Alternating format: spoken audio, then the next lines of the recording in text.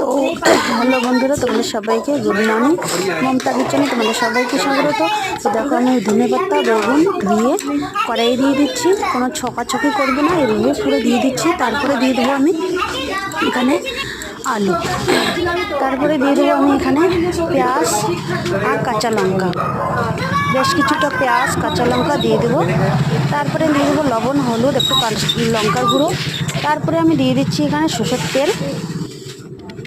তারপরে এটাকে আমি ভালো করে হাত দিয়ে মেখে চেকে নিয়ে পুরো 10 মিনিটের জন্য, দেখতে পাবে তোমরা, ভালো করে মেখে চেকে নিচ্ছি একদম সুন্দর করে।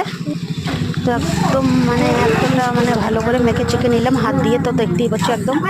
তো তারপরে আমি এটাকে ঢাকনা চাপা দিয়ে রেখে দেবো 10 মিনিটের জন্য। তারপরে ওখানে দিয়ে দেবো আমি টমেটোর কাটা দুটো, পাতলা পাতলা লম্বা লম্বা কেটে নিয়েছি, তো কেটে আমি ঢেলে দেবো। অবশ্যই তার ভিডিওটা দেখার আগে অবশ্যই লাইক